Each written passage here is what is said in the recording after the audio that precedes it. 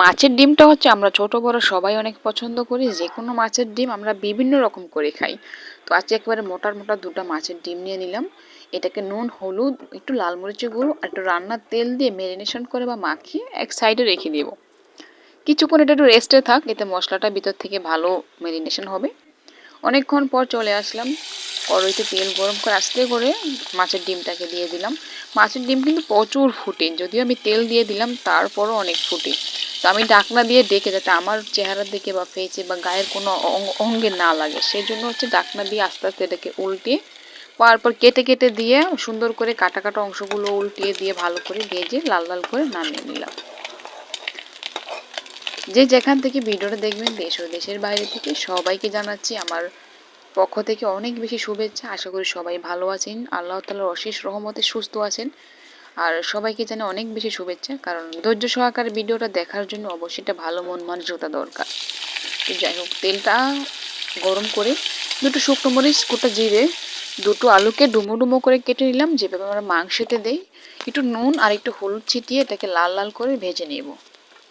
আলুটা খুব সুন্দর করে কালার হয়ে ভেজে গেছে, এবার হচ্ছে এটাকে নামিয়ে সাইড করে রেখে দিচ্ছি। কড়াইতে আবারও তেল দিয়ে দিলাম, শুকনো মরিচ দুটো আগে দিয়ে রয়েছে, আদা গ্রেট করে দিলাম, আর তারপর রসুন গ্রেট করা, পেঁয়াজও গ্রেট করা বেটে দেওয়া যাবে। আমি হচ্ছে প্রেগনেন্সিতে আছি, সেজন্য বাটাবাটির কাজটা একেবারে স্কিপ করে ফেলছি। বেটে দেওয়া যাবে, এভাবেও দেওয়া যায়, সমস্যা নেই। এটাকে তেলের ভিতরে খুব সুন্দর করে ভাজবো, যাতে কাঁচা গন্ধটা না থাকে। একটা টমেটোকে গ্রেটার দিয়ে একেবারে গ্রেট করে ফেললাম, একেবারে মিহি পেস্টের মতো হয়ে গেছে। সেটাকে দিয়ে এবার ভালো করে মশলার সাথে নেড়ে ছেড়ে নিচ্ছি।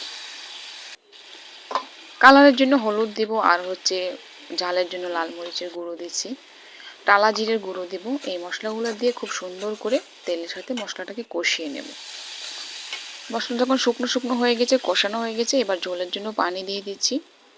নুনটা আমি পরে ব্যবহার করতেছি, কারণ সব কিছুতে নুন ব্যবহার করেছি। আলু ভাজাতেও নুন ব্যবহার করা হয়েছে, কড়াইতে কিছুটা নুন ছিল, সেজন্য হচ্ছে আমি পরে একটু টেস্টের ব্যালেন্সিংটা দেখে নুন দিয়ে তারপর দিব।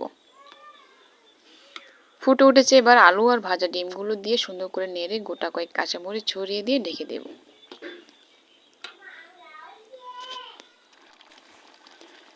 কিছুটা নুন ছিটিয়ে দিয়ে আবার ঢেকে দিব। এভাবে কিন্তু ডিম আলু দিয়ে রান্না করলে কিন্তু খেতে বেশ ভালোই লাগে। ধনিয়া পাতা কুচি ছড়িয়ে দিয়ে চুলাটা অফ করে ডেকে রাখবো, যাতে ধনিয়া পাতার গন্ধটা ভালো করে মিশে। একেবারে সোজা নিয়ে গেলাম ভাতের পাতে, কারণ হচ্ছে সবাই বাচ্চারা খাওয়ার জন্য অপেক্ষায় আছে। তো কেমন হলো জানাবেন, যে যেখান থেকে ভিডিওটা দেখতেছেন অবশ্যই সুন্দর একটা কমেন্ট করবেন, মন্তব্য পড়ার অপেক্ষায় রইলাম। সবাই ভালো থাকবেন, আগামী ভিডিও দেখার আমন্ত্রণ রইল। সবাই সুস্থ থাকবেন সেই কামনা নিয়ে বিদায় জানাচ্ছি। আল্লাহ হাফেজ।